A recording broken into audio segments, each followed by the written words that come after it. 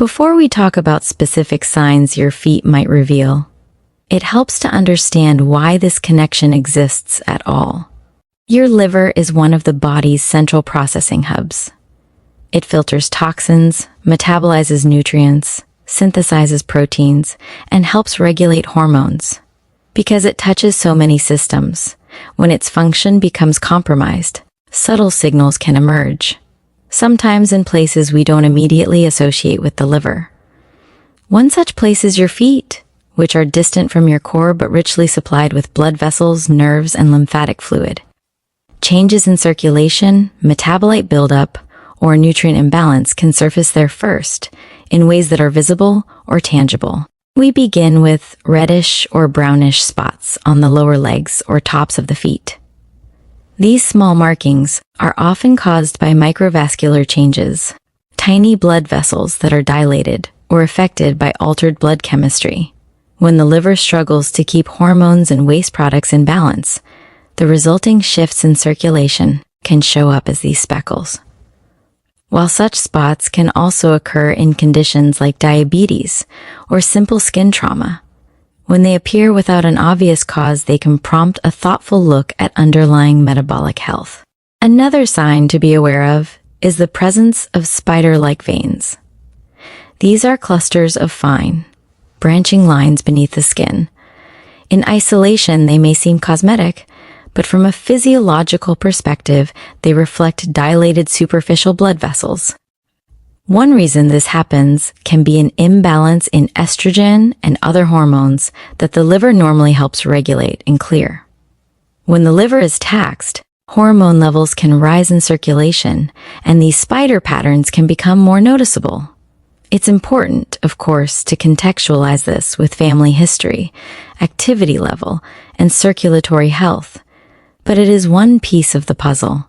Next, many people overlook dry, cracked heels. We often chalk this up to lack of moisturizer or walking barefoot, but in some cases, it can suggest a broader nutritional context. The skin is a rapidly renewing organ that depends on adequate fats, vitamins, and protein.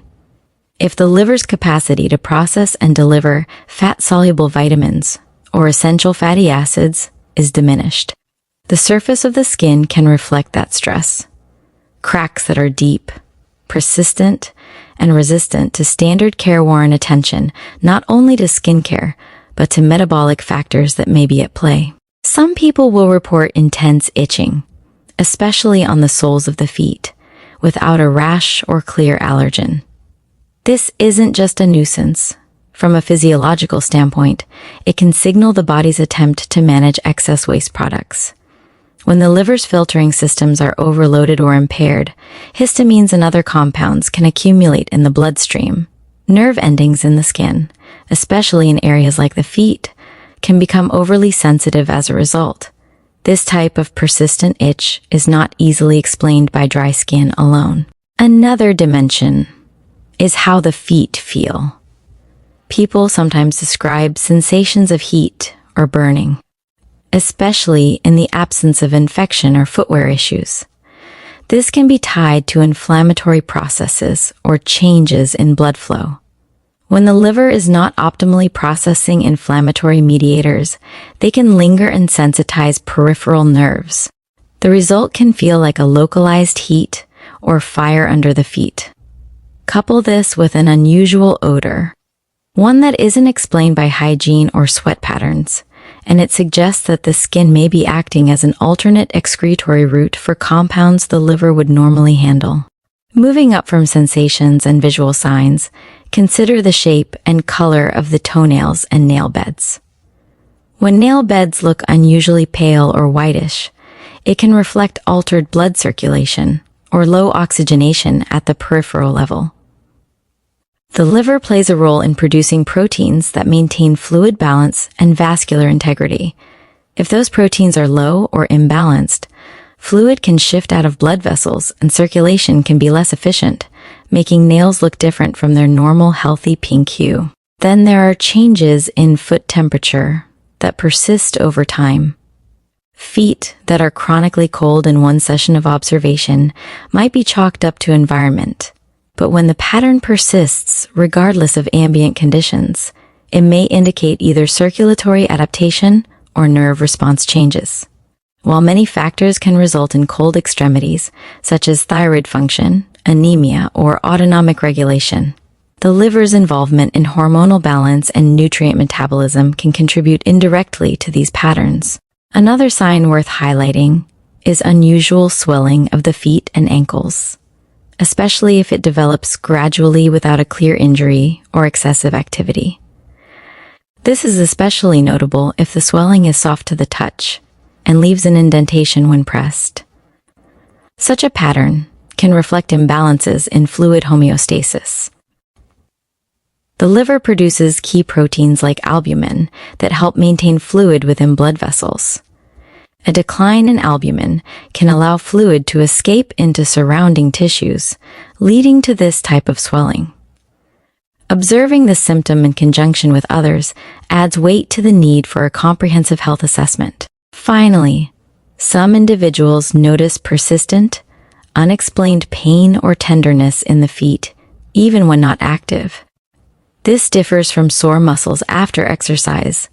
It's a deeper ache that doesn't correlate with strain, because the liver helps metabolize compounds involved in inflammation and pain signaling. Dysfunction can contribute to low-grade discomfort in peripheral tissues.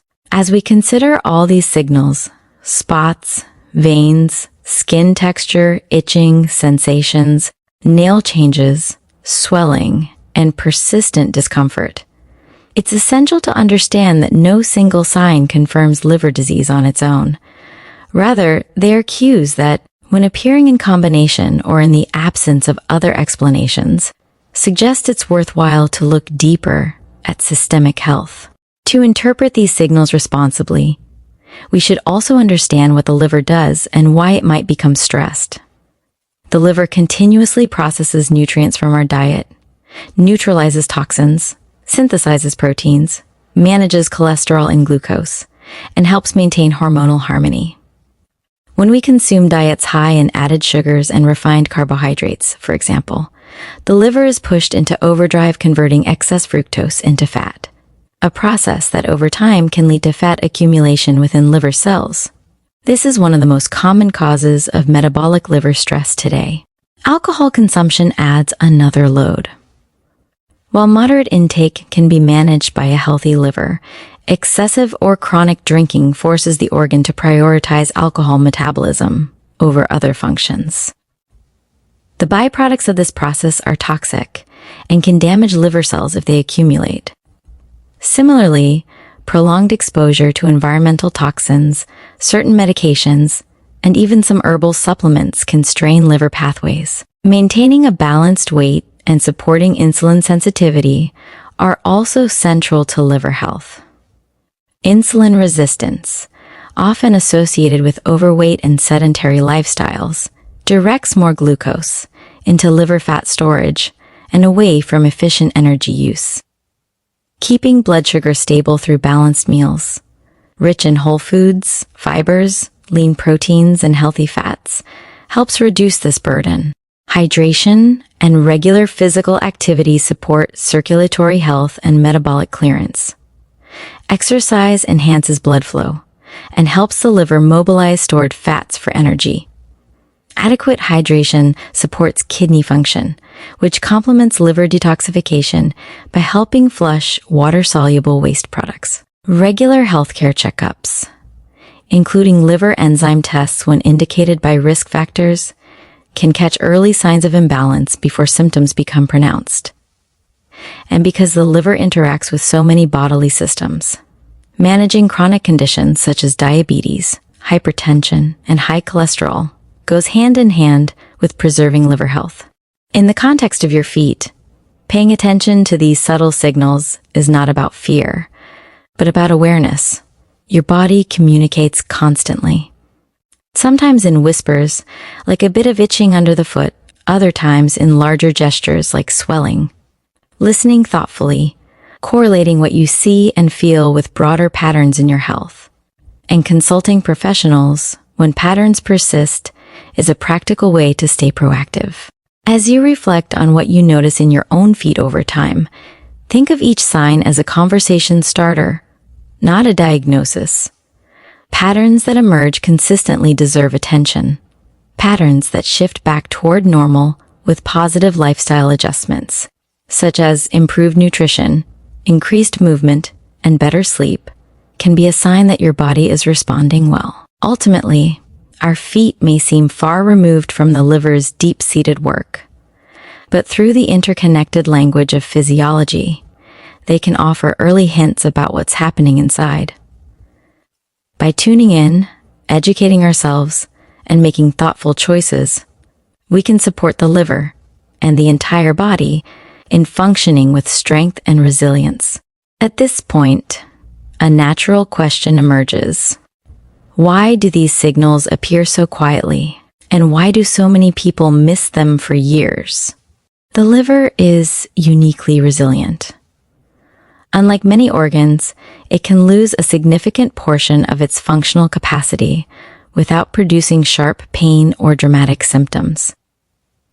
This is partly because it has few pain receptors, and partly because it prioritizes survival over comfort. When under stress, it adapts. It reroutes pathways, compensates with alternative mechanisms, and keeps essential processes running as long as possible. The trade-off is that subtle imbalances are pushed outward into circulation, skin, connective tissue, and peripheral nerves. The feet, being at the end of these systems, often register those shifts early. Another layer to understand is the liver's relationship with the lymphatic system. While blood circulation is well known, the lymphatic network quietly removes waste products that are too large or complex to re-enter the bloodstream directly. When liver processing slows, lymphatic load increases. Gravity pulls lymphatic fluid downward, which is one reason the feet and ankles can become areas where congestion reveals itself. This is not sudden swelling or injury-based inflammation, but a slow accumulation that reflects processing bottlenecks upstream. Hormonal regulation adds yet another dimension. The liver helps deactivate hormones after they've done their job. When this clearance becomes inefficient, hormones remain active longer than intended.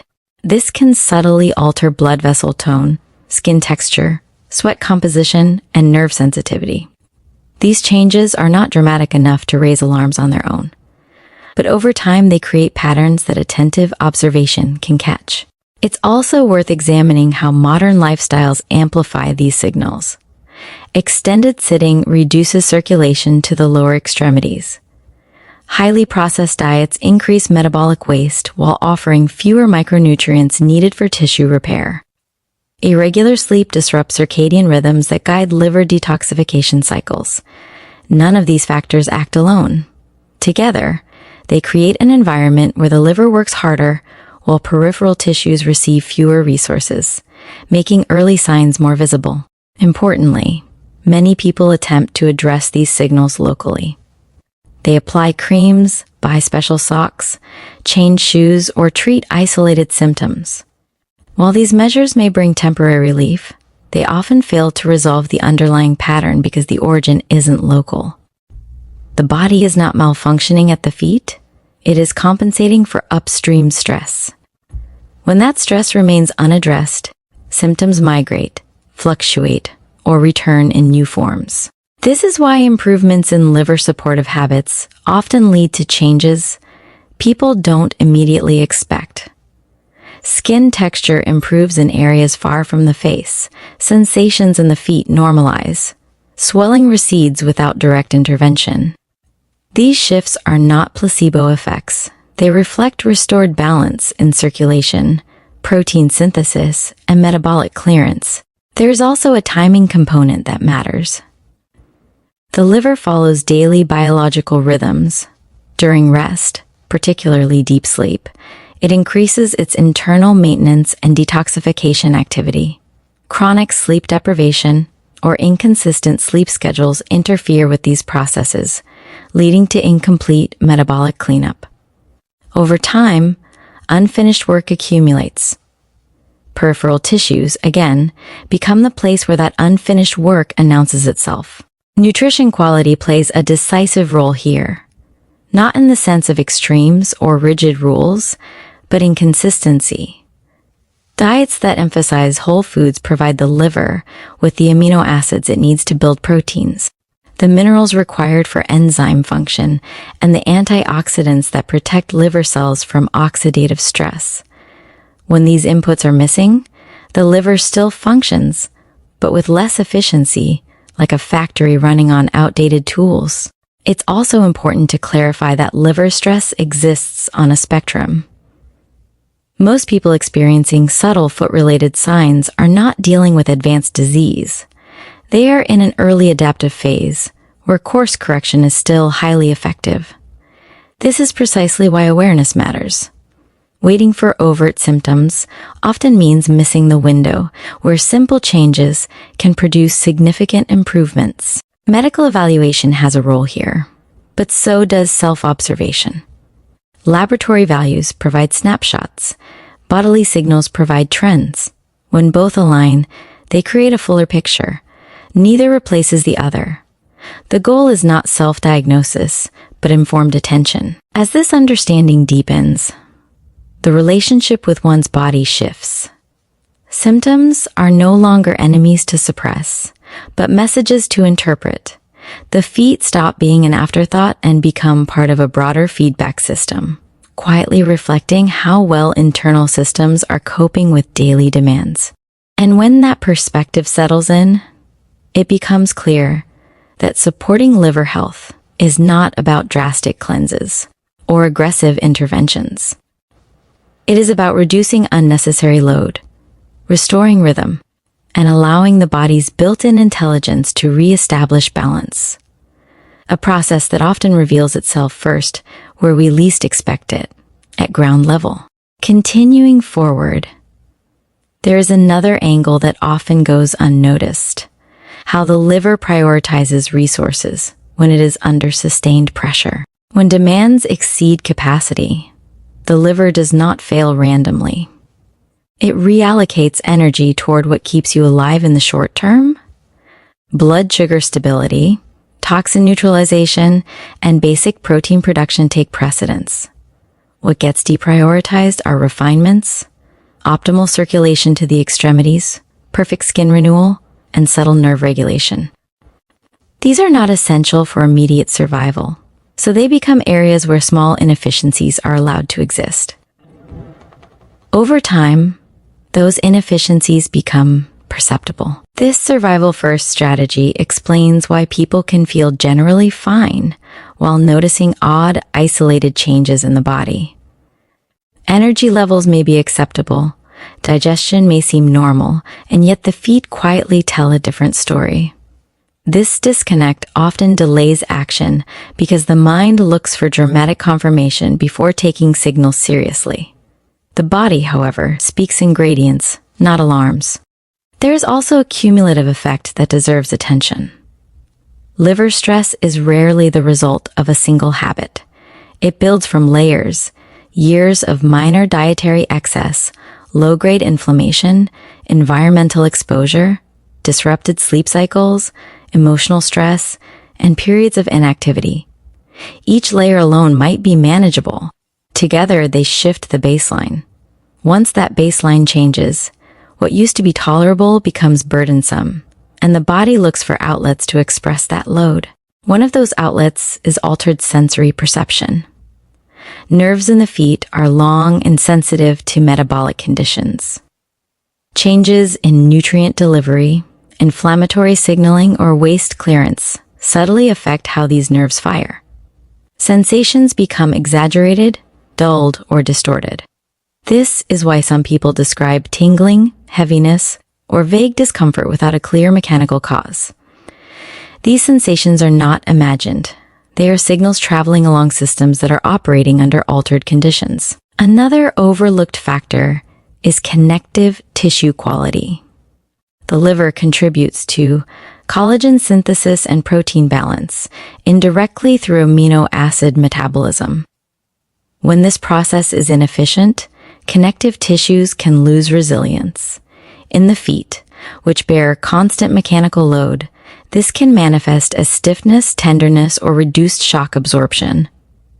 These changes are slow and progressive, which is why they often go unnoticed until they've been present for a long time. What complicates this further is adaptation. The nervous system normalizes chronic signals. What initially feels unusual gradually becomes familiar. People adjust how they walk, stand, or rest without realizing it. By the time awareness returns, the pattern has been reinforced. This is one reason early signals matter so much. They appear before adaptation masks them. At this stage of understanding, it becomes clear that recovery is not about forcing the body back into shape, but about removing the reasons it had to adapt in the first place. When metabolic load decreases, circulation improves, inflammatory signals calm, and nutrient delivery becomes more efficient. The body often corrects these peripheral issues on its own. The feet do not need to be fixed. They need the internal environment to change. This reframes health improvement as a process of subtraction rather than addition. Less metabolic noise. Fewer unnecessary burdens. More consistency. When these conditions are met, the liver regains margin, the ability to handle stress without outsourcing signals to the periphery. And when margin returns, the body stops whispering through symptoms. Not because it has been silenced, but because it no longer needs to speak. Continuing without looping back. There is still one critical piece that ties everything together: how people unintentionally interfere with the body's attempts to recalibrate. When subtle signals appear, the instinct is often to override them. Stimulants are used to push through fatigue. Topical solutions are applied to quiet discomfort. Schedules are tightened rather than softened. From the body's perspective, this creates mixed instructions. On one hand, internal systems are signaling for reduced load and recalibration. On the other, behavior communicates urgency and demand. The result is not collapse, but prolonged imbalance. This is especially relevant to the liver, because it is deeply sensitive to consistency. It does not respond well to extremes, whether they are dietary, behavioral, or emotional. Large swings in eating patterns, sudden intense detox routines, or intermittent overcorrection introduce instability. The liver adapts best to predictable input and steady rhythms. When those rhythms are disrupted repeatedly, compensatory signaling persists longer than necessary. Another factor that becomes important at this stage is decision fatigue. When people are overwhelmed by conflicting health information, they often oscillate between approaches or abandon changes altogether. This back and forth prevents the body from settling into a new equilibrium. Physiologically, stability matters more than novelty. The liver recalibrates over weeks and months, not days. Short interventions rarely provide enough time for peripheral signals to normalize. There's also the psychological layer, which is frequently underestimated. Chronic stress alters hormonal output and inflammatory signaling, both of which the liver must process. Even when diet and activity improve, persistent mental strain can keep metabolic pressure elevated. This does not mean stress causes symptoms directly, but it does mean it prolongs them by consuming metabolic resources that could otherwise be used for repair. As internal conditions gradually improve, changes often appear in reverse order. Sensations normalize before appearance. Swelling reduces before skin texture fully recovers. Nail color improves before connective tissue resilience is restored. This staggered recovery can confuse people into thinking nothing is working, when in fact the body is following a logical sequence. Understanding this prevents premature abandonment of beneficial changes. At this point, the feet serve a different role.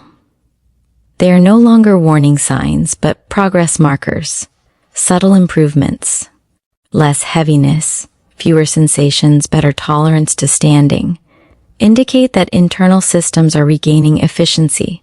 These shifts are easy to miss unless attention has already been trained to notice them. What this ultimately reveals is that health signals are dynamic, not static. They respond to context, timing, and cumulative behavior. When that context improves, the signals soften. When it deteriorates, they return. This feedback loop is not punishment, it is guidance. And when guidance is interpreted correctly, the body does not need to escalate its message. It stays quiet, functional, and balanced, not because nothing is happening, but because everything is working.